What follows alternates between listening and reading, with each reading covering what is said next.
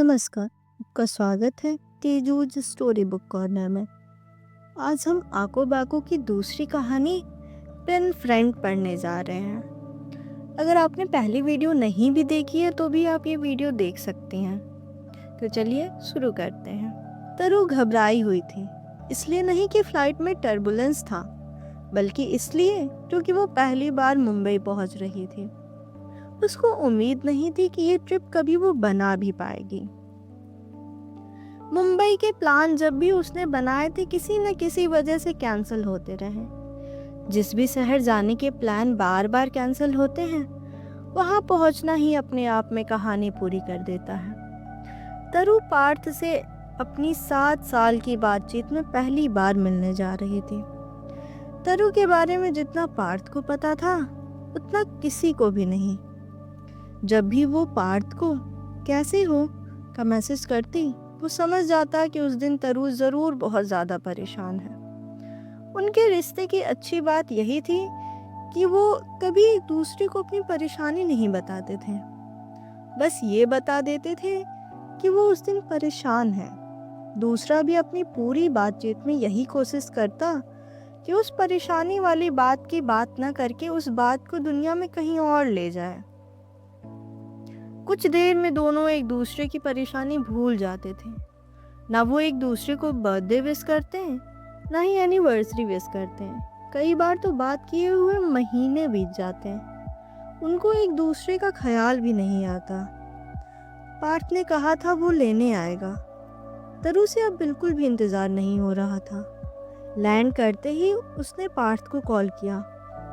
यार, ये मुंबई का ट्रैफिक, तुम अंदर ही रहना, मैं बोलूँगा तब निकलना। कितना टाइम लगेगा तुम्हें? आधे घंटे। तुम्हें निकलने में अभी 20 मिनट लगेंगे। चेक इन लगेज है? हाँ, एक दिन के लिए आई हो उसमें भी। Part setup. जब तरु पार्ट को सेटअप कह रही थी, उसके चेहरे पर मुस्कुराहट आ गई। तरु ने अगला फोन अपने पति को किया। पहुंच गई, होटल पहुंचकर आराम से कॉल करूंगी। फोन की दूसरी तरफ से आवाज आई। वहाँ माया मौसी का बेटा है ही, कोई दिक्कत होगी तो बता देना, आ जाएगा। तरु की अपने पति से फोन पर कभी 2 लाइन से ज्यादा बात नहीं होती थी। फ्लाइट का दरवाजा खुलने पर जब तरु के चेहरे पर मुंबई की हवा पड़ी तो उसने नमी को महसूस किया। आसमान में काले बादल थे। बेल्ट पर सामान आ रहा था। लोग 2 घंटे की फ्लाइट के बाद 10 मिनट बेल्ट पर बिताने में ही सबसे ज्यादा बेचैन होते हैं। सबको ऐसा ही लगता है कि उनका ही सामान नहीं आ रहा। तरु को अब कोई जल्दी नहीं थी, उसका सामान भी अभी तक नहीं आया था। इतने में पार्थ का फोन आया। कहाँ हो? मैं आ गया हूँ। अभी सामान नहीं आया। बोला था ना टाइम से पहुँच जाऊंगा, गेट से निकलते ही दिख जाऊंगा। तरु सामान लेकर जब एग्जिट गेट की तरफ बढ़ रही थी तो उसने सोचा कि क्या सही में ये सच होने जा रहा है? पार्थ सही में बाहर आया होगा? क्या वो सही में मुंबई में है? पार्थ ने हाथ में कार्डबोर्ड पकड़ा हुआ था जिस पर लिखा था वेलकम टू मुंबई। तरु को बोर्ड देखकर खुशी हुई। पार्थ ठीक वैसा था जैसे उसने अपने सोशल मीडिया अकाउंट में दिखाता था। दोनों के लिए कोई सरप्राइज नहीं था। पार्थ ने कार्डबोर्ड पास खड़े होटल वाले को पकड़ाया। तुमने बनाया नहीं था? पागल हो क्या? ये सब ड्रामा पसंद है तुम्हें? वो तो सामने होटल वाले का दिख गया तो उससे 2 मिनट के लिए मांग लिया। पागल, कहते हुए तरु ने पार्थ को कोहनी मारी। एक दूसरे को गले लगाने से पहले दोनों झिझके। दोनों ने एक साथ कहा, फाइनली। पार्थ ने तरु का सामान हाथ में ले लिया। तरु के हाथ में अब सिर्फ एक बैग था। पार्थ और तरु के बीच बातचीत की शुरुआत एक मैगजीन में आने वाले कॉलम के जरिए हुई थी। मैगजीन में कुछ रखे थे जहां लोग एक दूसरे की चिट्ठियां लिख सकते थे। पहली चिट्ठी तरु ने लिखी थी। चिट्ठी भी उसने केवल ये देखकर भेजी थी क्योंकि मुंबई का एक ही पता दिया हुआ था। उसने उस उम्मीद में चिट्ठी लिखी थी कि शायद कभी कोई जवाब ना आए। जवाब आना भी नहीं चाहिए था क्योंकि तरु ने पता नोट करने में कोई गलती की थी और इसी गलती की वजह से वह चिट्ठी पार्थ के घर पहुंच गई। पार्थ का असली नाम पार्थ नहीं था। तरु ने वो चिट्ठी जिसके नाम से लिखी थी उसका नाम पार्थ था। तरु ने अपना नाम बदलकर चिट्ठी भेजी थी ताकि कल को कोई दिक्कत ना हो। दोनों को अब एक दूसरे का असली नाम पता था, लेकिन दोनों तरु और पार्थ नाम की छांव में खुश थे।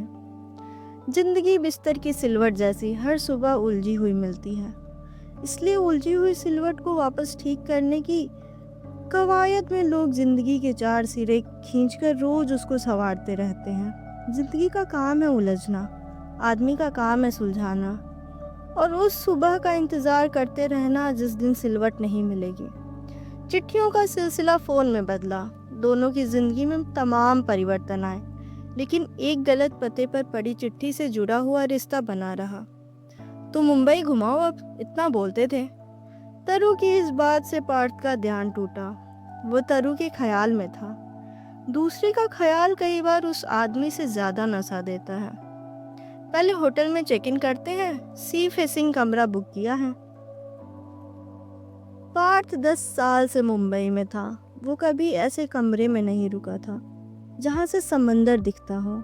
जिनके घरों में खिड़की खोलने पर समुंदर दिखता है, पता नहीं उनकी जिंदगी कैसी होती है। लेकिन खिड़की खोलने पर समुंदर दिखे, ऐसी याद हर कोई बनाना चाहता था, उस समंदर की याद के सहारे बाकी उम्र काटने के लिए। एयरपोर्ट से बाहर निकलने पर सड़क पर काफी भीड़ थी। तरु ने भोपाल में कभी इतनी भीड़ नहीं देखी थी जितनी वो अभी शुरुआत के 10 मिनट में देख चुकी थी। बारिश शुरू हो चुकी थी, गाड़ियों का रेंगना शुरू हो चुका था। वे अभी थोड़ा ही आगे बढ़े थे कि एक टैक्सी वाले ने हाथ हिलाकर इनकी टैक्सी को रोका। टैक्सी खराब हो गई है, ये आंटी को दादर जाने का है, बैठा लेगा क्या भाई? ड्राइवर ने मना कर दिया कि सवारी है। पार्थ ने कहा, रास्ते में तो है, बैठा लो, बाहर की लग रही हैं, पहली बार मुंबई आई है लगता है। उसने बोलने के बाद ध्यान दिया कि उसने तरु से तो पूछा ही नहीं। बैठा लूं ना तरु? पार्थ ने तरु से पूछा। हाँ, मुझसे क्या पूछ रहे हो? तरु को मुंबई में पहली बार अपना नाम सुनकर अच्छा लगा। आंटी बरसात में पसीने पसीने थी। उन्होंने बैठते ही तरु और पार्थ को बहुत आशीर्वाद दिया। खुश रहो बेटा तुम दोनों। 10 लोगों को पूछ लिया था, सबने मना कर दिया था। कोई बात नहीं आंटी, आप टेंशन मत लो। ड्राइवर जो लगातार बढ़ती हुई भीड़ और बारिश को देख रहा था बोला, म्युनिसिपैलिटी वाला पता नहीं क्या तैयारी करते हैं सेठ। थोड़ा सा पानी बरसा नहीं कि पूरा शहर जाम हो जाता है, लेकिन आप टेंशन मत लो आंटी। आंटी ने सांस में सांस ली। पार्थ को लगा कि अब तरु से बात कैसे करे। तरु भी यही सोच रही थी। इतने में आंटी ने ही पूछा, तुम लोग मुंबई के रहने वाले हो? तरु या पार्थ में से पहले कोई जवाब देता। ड्राइवर बोला, आमची मुंबई को बाहर वालों ने बनाईला है आंटी, सब बाहर गांव के ही हैं यहाँ। आंटी ड्राइवर के जवाब से खुश नहीं थी। वो दोबारा पूछने जा रही थी कि तरु बोली, अब तो 10 साल से यहीं के हो गए हैं आंटी।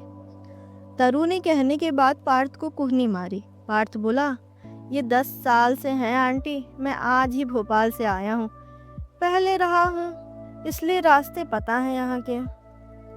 तरु ने पार्थ को प्यार से घूर कर देखा, जैसे बच्चे उस बैट्समैन को घूरते हैं जो शीशा तोड़ देता है। आप यहीं के हैं आंटी? यहीं की हूँ बेटा, पति 2 साल पहले ऑफ हो गए। बेटा दुबई रहता है, मेरी साइड वाला कोई बच्चा नहीं। जब हूँ तब तलक मुंबई, अपना दोस्त रिश्तेदार सब है। आंटी बोलते हुए अचानक रुकी, जैसे उनको कुछ याद आया हो। वो पार्थ की ओर घूमकर बोली, मुंबई आए हो तो सिद्धि विनायक का दर्शन पक्का करने का, सब पूरा करता वो। सही में करते हैं आंटी? पार्थ ने पूछा। ड्राइवर बीच में जोड़ते हुए बोला, सब पूरा करते गणपति। अपुन सेठ की टैक्सी चलाता था, मैंने गणपति को बोला अपुन को अपना टैक्सी चाहिए, गणपति ने दिया मेरे को। ड्राइवर ने स्टीयरिंग से हाथ हटाकर अपने माथे पर हाथ रखते हुए भगवान को याद किया। पानी लगातार बढ़ता जा रहा था। पिछले 1 घंटे में गाड़ी मुश्किल से 300 मीटर बढ़ी होगी। फोन लगने में भी मुश्किल हो रही थी। तरु के पति का फोन आया। टीवी में तो दिखा रहा है कि मुंबई हाई अलर्ट पर है, तुम पहुंच गई? पहुंचने ही वाली हूँ। नहीं बोलो तो मौसी के लड़के को भेजूं? यहाँ इतना जाम है कि कोई कहीं से कहीं नहीं पहुंच पाएगा। मैं पहुंचकर फ़ोन करती हूँ आपको। तरु की बात पूरी होने से पहले फ़ोन कट चुका था। तरु ने डायल किया लेकिन फ़ोन लगा नहीं। मेरा पति बुरा आदमी नहीं था, लेकिन काम बुरे थे उसके। आंटी बिना किसी संदर्भ के व्याख्या कर रही थी। तरु को लगा कि कुछ बुरे, अधूरे, टूटे फूटे लोग इसलिए भी होने चाहिए ताकि उनकी बुराई की जा सके। क्या करते थे अंकल? पार्थ ने इंटरेस्ट लेना शुरू किया।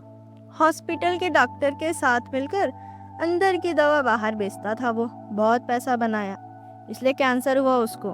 बहुत दर्द में मरा। ऐसा हो गया था कि मर ही जाए तो अच्छा। उसका दर्द देखा नहीं जाता था। बच्चों माफिक रोता था वो। मैं बोली उसको, पाप पुण्य सबका हिसाब यहीं करके जाना होता है। आंटी बोलने के बाद आसमान में देखने लगी। तरु ने पार्थ का हाथ पकड़ लिया। शाम पसर चुकी थी। हाथ पकड़कर कैसा लगता है, इस पर किताब लिखी जा सकती है। लेकिन तरु को ऐसा लगा जैसे वो कहीं बिल्डिंग से गिर रही थी और अचानक गिरने से उसकी नींद खुली और पार्थ ने उसको थाम लिया। उसने थोड़ा और जोर से पार्थ का हाथ पकड़ लिया। मुंबई तरु पर चढ़ने लगा था। उस पल उसको तमाम सुनी हुई राजा रानी की कहानियों पर यकीन हो गया। पार्थ चुप हो गया। उसकी आंखों में आंसू था। पार्थ को उस बूढ़े की कहानी याद आई जो दुनिया को देखकर चौराहे पर रोता था और हाथ में बड़ा सा कागज लेकर चिल्लाता था, सब यहीं धरा रह जाएगा। पार्थ जिस दिन उसको खाने को देता, उसको उस दिन अच्छी नींद आती। पार्थ को लगा कि वो गाड़ी में हाथ पकड़े थोड़ी देर के लिए सो जाए। तरु ने अपना कंधा पार्थ के सर पर रख लिया। साल 2005 में भी ऐसी ही बारिश हुई थी। बहुत लोग ऑफ हो गए।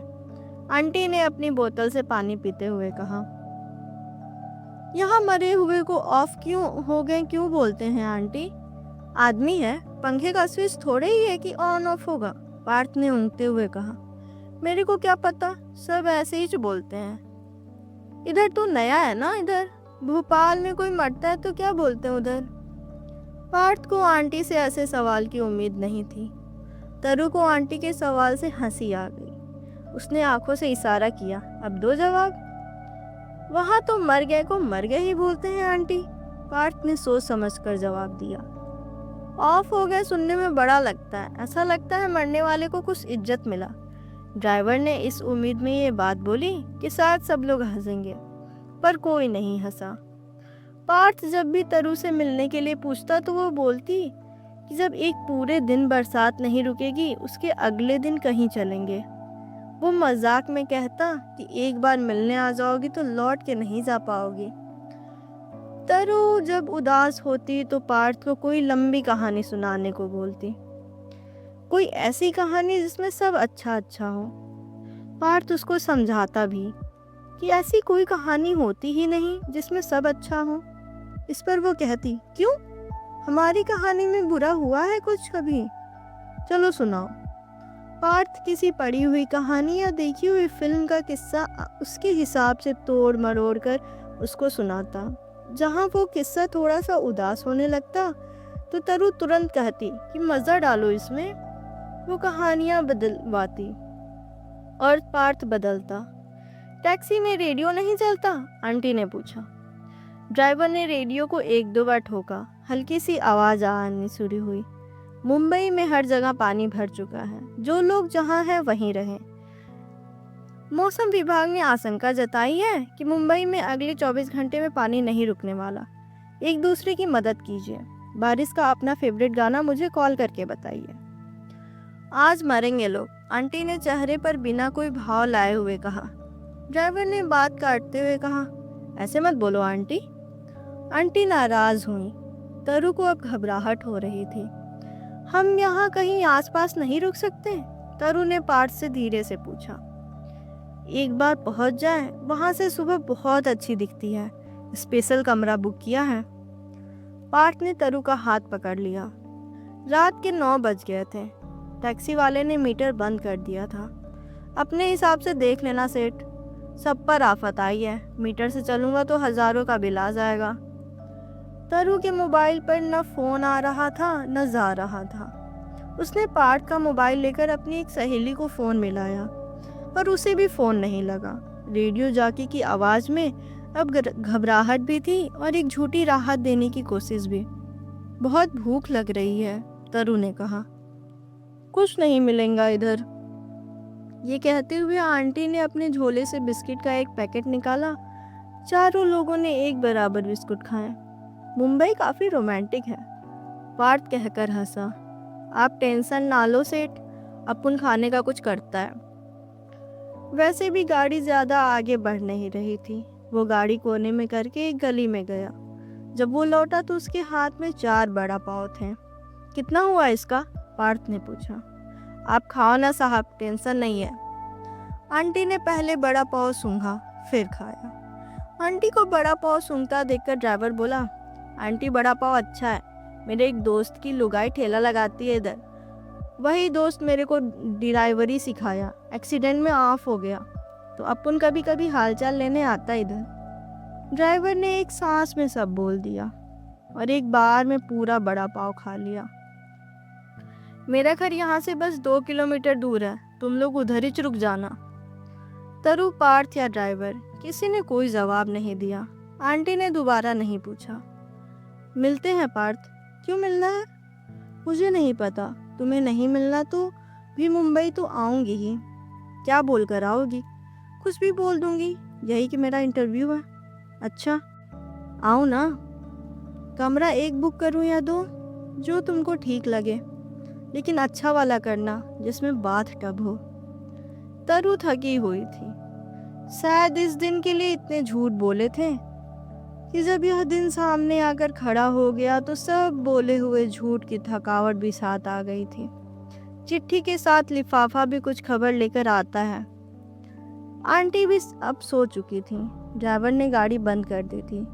पार्थ की उंगलियां तरु के हाथों पर लगातार तैर रही थीं। पार्थ ने एकदम से तरु के माथे पर ठीक बिंदी वाली जगह पर अपना हाथ रख दिया। ड्राइवर ने देखा, लेकिन उसने अपनी नजरें हटा ली। तरु ने अपने होंठ पार्थ के माथे पर रख दिया। पार्थ बर्फ पर तेज धार से पड़ते हुए पानी की तरह हो गया। तरु ने पार्थ का हाथ इतनी जोर से पकड़ा जैसे उसका बच्चा जब सपने में डर जाता है तो उसको जोर से पकड़ लेता है। दोनों की सांसें तेज हुईं। कब पहुंचेंगे? तरु ने पूछा। मुश्किल है मैडम, ड्राइवर ने आंख बंद किए हुए ही जवाब दिया। रात के 2 बजे थे। अब तक दादर नहीं आया था। सड़क पर पुलिस वालों के शोर से सबकी आंखें खुली। रात के 2 बजे थे। अब तक दादर नहीं आया था। सड़क पर पुलिस वालों के शोर से सबकी आंखें खुली। वो लोग कार को वहां से घुमा रहे थे। आंटी चिल्लाई, मेरा घर बस 100 मीटर पर है, चलो उतरो तुम लोग, मेरा घर आ गया, वहीं रुको, सुबह जाना। आंटी ने जैसे पूछा था, तरु और पार्थ के पास कोई ऑप्शन नहीं था। आंटी का घर एक पुराने बिल्डिंग में था। आंटी के घर में कुल एक बड़ा कमरा था। उसी कमरे में किचन था। पानी अब भी बरस रहा था। घर में घुसते हुए वो भीग चुके थे। आंटी ने झटपट पराठे सेक दिए। घर में हर चीज बहुत सलीके से रखी हुई थी। ड्राइवर ने गाड़ी वहीं बिल्डिंग के नीचे लगा ली। वो ऊपर नहीं आया। सुबह आपको छोड़ते हुए निकल जाऊंगा सेठ। पार्थ ने जेब से 1000 रुपए निकालकर उसकी तरफ बढ़ाए। ड्राइवर ने आधे से ज्यादा पैसे वापस कर दिए। आज पैसे क्या कमाना सेठ, मैं नीचे ही है, अपनी गाड़ी में सो जाएगा। आंटी ने पराठा बनाने के बाद उस ड्राइवर को पराठा देने के लिए पार्थ को नीचे भेजा। तरु आंटी की मदद कर रही थी। जब पार्थ नीचे गया तो आंटी ने तरु से पूछा, तुम लोग बच्चा नहीं बनाया? इस साल बनाने वाले थे आंटी। तरु ने जितनी तेजी से जवाब दिया, वो 1 मिनट के लिए भूल ही गई कि वो मुंबई सिर्फ 1 दिन के लिए आई है। आंटी प्लेट में कैरी का अचार डालते हुए बोली, 2 बच्चे बनाने का, एक बच्चा होता तो छोड़कर चला जाता, एक बच्चे को हमेशा अपने पास रखने का। मेरा हस्बैंड बोलता था, लेकिन मईज पागल थी, बना लेना था।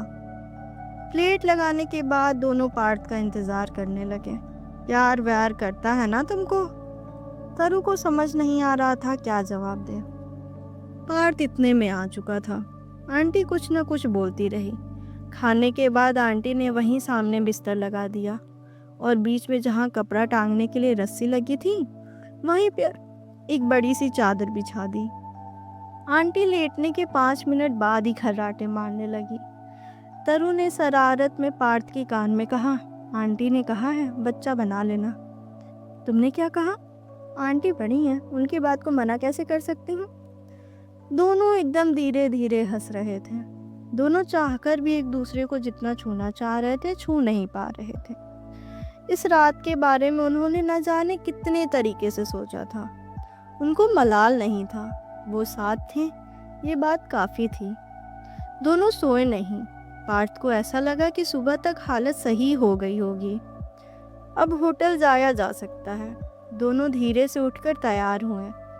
तरु ने आंटी को धीरे से उठाया। आंटी उठकर बिना कुछ कहे चाय बनाने लगी। उन्होंने फ्रिज में देखा तो दूध नहीं था। कल गिर गया था दूध, ऐसे तो रोज रहता है, मैं रोज पीती है 1 कप। तरु और पार्थ ने बिना दूध की चाय पी और नीचे जाकर ड्राइवर को उठाया। सूरज अभी उगने को था। मरीन ड्राइव पर समंदर के पड़ोस में गाड़ी चलते हुए तरु सुबह को होते हुए देख रही थी। ड्राइवर ने जब होटल के ठीक सामने टैक्सी लगाई तो तरु ने पार्थ को समंदर के पास बैठने को कहा। अब भी हल्का हल्का पानी बरस रहा था। तरु पार्थ के साथ बैठकर कुछ देर भीगती रही। समंदर से बड़ी बड़ी लहरें आ रही थीं। तरु अपने आप को पानी में बहुत देर तक धुलती रही, जैसे कोई गंगा जी में अपने पाप धुलता है। ड्राइवर वहीं पास ही सवारी के इंतजार में रुका हुआ था। वो पार्थ और तरु के चेहरे देखकर समझ नहीं पा रहा था कि दोनों हंस रहे हैं कि रो रहे हैं। रेडियो पर खबर आ रही थी कि एयरपोर्ट के रास्ते में जाम है। तरु की वापसी की फ्लाइट 11 बजे की थी। अब उनके पास इतना समय नहीं था कि होटल में जाकर रुक पाए। तरु अपनी फ्लाइट छोड़ नहीं सकती थी। पार्थ ने ड्राइवर को रुकने का इशारा किया। उन्होंने होटल में चेक इन किया। दोनों ने अपने आइडेंटिटी प्रूफ दिए। उन्होंने कमरे में जाकर एक बार मुंबई के समंदर को जी भर के देखा।